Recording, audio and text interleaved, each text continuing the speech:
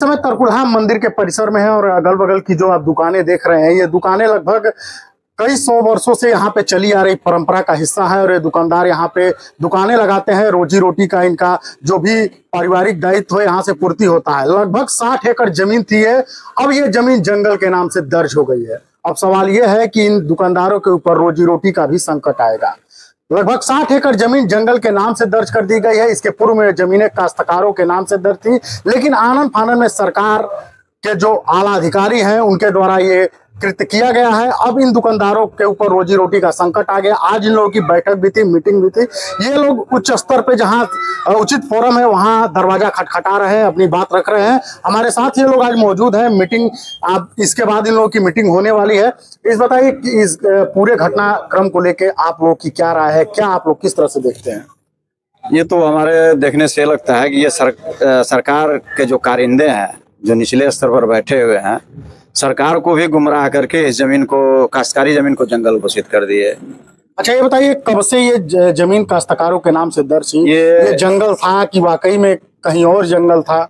ये जंगल तो नहीं था, बागीचा था, लेकिन कागज में जंगल दर्ज है। लेकिन जम्मन 3 जंगल है। जो पहले रियासतों की जमीनें हुआ करते थे और भूमि उन्मूलन कानून जब लागू हुआ तो उस समय रियासतों की जमीनें वापस ले गए, लेकिन उन रियासतों को उनके जीविकापार्जन के लिए जो है कुछ जमीनें छोड़ दी गए।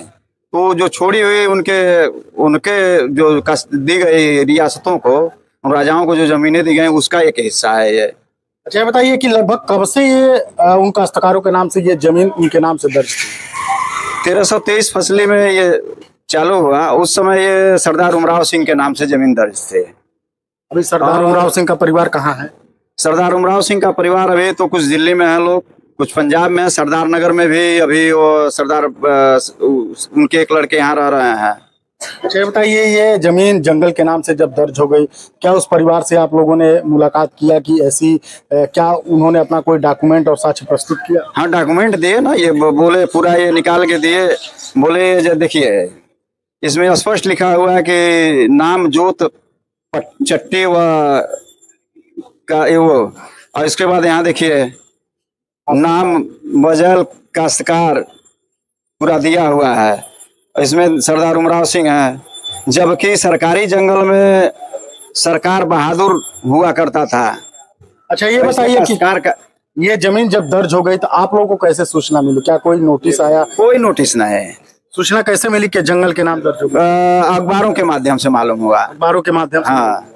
उसके बाद आप लोग अपनी बात कहीं उचित फोरम पे रखे? यहाँ एसडीएम से भी रखे, कोई सुनने वाला नहीं है। कोई सुनने वाला नहीं है। हमारे बगल में कुछ दुकानदार हैं जो यहाँ पे दुकानें लगाते हैं, इनसे बात करेंगे। ये सब दुकानें कब से लगा रहे हैं आप लोग, क्या कितने दिनों से? ये दुकानें जो है लगभग कोई 60 साल से है, कोई 50 साल से है, कोई 70 साल से है। मतलब ये है कि सभी लोग पुराने हैं। लगभग 20 साल, जो बहुत कम होगा तभी 20 साल से कम की दुकानें लेंगे जी। मतलब परिवार के दूसरे सदस्य जो भी थे, एक परंपरा चली आ रही है दुकान लगा। जी जी जी। यहाँ जो है पूरे परिषद में आप देखेंगे चारों तरफ जो है हर जगह जो है, क्योंकि व्यवसाय यहाँ का जो है ऐसा हो गया है कि सारे परिवार के लोग उसी में लगे रहते हैं। सबका जीविकापार्जन यहाँ से होता रहता है। अब ये जंगल के नाम से दर्ज हो गई है, जिसकी जमीन थी, क्या आप लोग उससे संपर्क किए? क्या उन्होंने कुछ कहा? कहाँ आप लोग इसकी आवाज उठाए? ये देखिए कहीं ना कहीं जो है प्रभाव में आके एसडीएम साहब जो है किए हैं, चाहे जो भी प्रभाव रहा हो। कारण ये है कि जो हवाला उन्होंने दिया है कि फसली 1323 का, कि फसली 1323 में जो है जो हवाला वो दे रहे हैं कि जो है जंगल के खाते में। अरे भाई साहब, वो फसली बता दें आपको, उस समय 1323 वाला जो मामला चल रहा है उसमें जहां जो सरकारी जंगल था वो सरकार बहादुर के नाम से दर्ज था। और ये जो आप देख रहे हैं 11, 12, 15, 16 जो भी था, ये क्या नाम है, उमराव के नाम से जो है दर्ज है जंगल जो है। क्योंकि वो पहले जो है लोग जो धनाट थे, जो बड़े व्यक्ति थे, अपने में ही जो है कुआं खुदवाते थे, अपने जमीनों में जो है बाग बगीचा लगवाते थे। अच्छा, कोई समय काल रहा होगा कि जो है लोग बाग जो है उसमें लिख दिए होंगे जंगल, लेकिन उनका प्राइवेट जंगल हुआ करता था। अच्छा, वहां से जो है जो यहाँ मेरा मालिक है वो जो है उनका बैनामा हुआ, 1957-58 में बैनामा हुआ, और ये पूरा एक एक चीज जो एक एक शब्द जिनसे चला आया है कि कौन सी पीढ़ी किससे जो है कब वो लिए हैं, वो सारा उसमें दस्तावेज में है। लेकिन एक संजोग ये रहा कि एसडीएम साहब एक नोटिस नहीं दिए कि जो है कि आप अपनी बात आके रखें कि क्या सही है क्या गलत है। हमें लगता है, जो हम आपसे पहले बता दें कि जो है 2020 ग्राम सभा से फाइल चल रहा था, उसमें कोई सुनवाई नहीं हुआ, लेकिन 10 दिन के अंदर में एक जो है मामला अपने वहां दाखिल करवा के उसके बाद जो है 8 दिन के अंदर 7 दिन के अंदर जो है आप जंगल के खाते में दर्ज कर दिए। तो आप जो है कम से कम काश्तकारों को बुला के पूछे होते हैं कि क्या आपके पास कोई ऑन पेपर है कि नहीं है।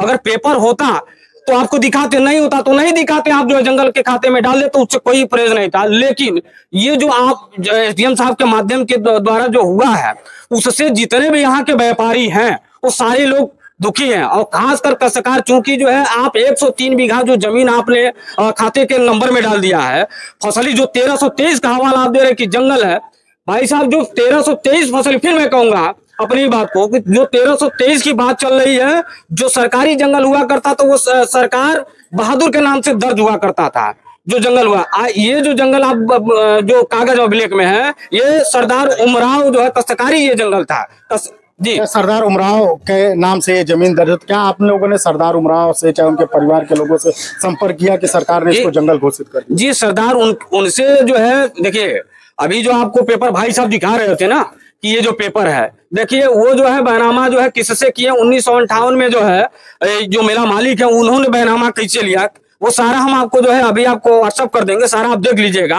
वो उनका जो जैसे मान लिया आप बेच दिए तो उनका खत्म हो गया, अब दूसरे का नाम चढ़ेगा, लेकिन क्रय विक्रय का नाम रहता है ना कि पीछे किससे कौन लिया है, तो सारा जो है डॉक्यूमेंट्स है। लेकिन एक बार एसडीएम साहब बुला के पूछे होते हैं या दिखाए होते हैं कि भाई आपकी जमीन जो है कि नहीं है, तो वो पेपर दिखाया गया होता है। अभी आप लोगों ने कहीं इस आवाज को अपने उठाया किसी अधिकारी से मिले किसी? भाई साहब एक बात बताइए, जिसकी जमीन गई है, जो मेरा मालिक है यहाँ के, उनकी जमीन गई, उनको नोटिस नहीं भेजा गया। ये सारे भी जितने भी दुकानदार सब रेंट पे हैं, सब उन्हीं को भाड़ा देते थे।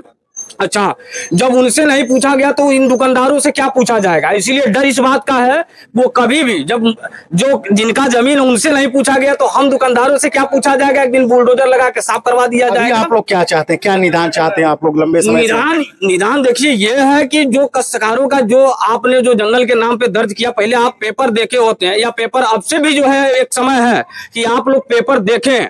अगर काश्तकारों के पास ओरिजिनल पेपर है तो उनका जो है जंगल से हटाएं, उनके नाम काश्तकारी करें, वो जमीन जो है इनके नाम से दर्ज करें। दूसरा ये है कि हम लोग की बात अगर आपके माध्यम से अधिकारी लोग सुन ले तो ठीक है, नहीं तो जो है जिस तरीके से अपनी पीड़ा लोग बात सुल्तानगंज से जल भर के और बाबा धाम जाते हैं, उसी तरीके से यही जो है सारे व्यापारी और काश्तकार मिलके माता तरकुलहा देवी का आशीर्वाद लेके हम अपनी बात सारे दुकानदार जो है मिलके हम लोग जाएंगे। गोरखपुर नहीं जाएंगे, सीधे हम लोग महाराज जी से जो है लखनऊ जाएंगे, पैदल यात्रा करते हुए। जितने भी दुकानदार और काश्तकार भाई हैं सारे लोग महाराज जी के पास जाएंगे न्याय के लिए कि महाराज जी, पिताजी हम लोग मान लीजिए दुकानदार हैं, दुकानदारी करते हैं, लेकिन बाबा पिताजी सभी लोग जो है काश्तकार और किसानी रहे हैं, तो इसीलिए जो है एक दूसरे के यहाँ जितने भी लोग हैं, हमें लगता है व्यापारी लाइन में सभी लोग जो है एक दूसरे का सभी लोग पूरक होते हैं। क्योंकि मान लीजिए यहाँ अगर जो आटा बिक रहा है वो किसान ही पैदा करता है, जो यहाँ कंडा बिक रहा है वो भी किसान पैदा करता है, जो यहाँ हांडी बिक रहा है वो भी किसान पैदा करता है, तो कहीं ना कहीं जो है एक दूसरे का सब पूरक है। इसीलिए बिना जो है यहाँ के जितने भी दुकानदार है बिना जो है काश्तकार के किसान के जो है नहीं चल सकते हैं। तो इसीलिए भाई साहब हम लोग पैदल जो है माता जी का आशीर्वाद लेके जो है न्याय के लिए दुकानदार प्लस जो है किसान के लिए जो काश्तकारों का जमीन गया है उनके न्याय के लिए और अपनी बात कहने के लिए महाराज जी तक जो है हम सारे दुकानदार जो है पैदल जाएंगे। तो ये तरकुलहा मेले में लगाने वाले दुकानदार थे और ये जो कैंपस आप देख रहे हैं लगभग 59 एकड़ का एक कैंपस है और इसको जंगल के नाम से दर्ज कर दिया गया है। इनका साफ कहना है कि अब इनके ऊपर रोजी रोटी और जीविका का संकट आ रहा है। इनकी परंपराएं पुरखों के द्वारा ये दुकानें लगाई जा रही थी, अब ये दुकानों पर संकट आ गया है। इनका साफ कहना है कि हमारी बात अगर महाराज जी तक नहीं पहुंची तो ये दुकानदार किसी न किसी दिन यहाँ से पैदल यात्रा निकाल के महाराज जी तक जाएंगे और अपनी बात रखेंगे। और इनका साफ कहना है कि अधिकारी जो बेलगाम हो गए हैं उसका उचित प्रबंध करके हमारे जीविका पार्जन का जो संकट है उसको निदान करते हुए इस पे विचार किया जाए।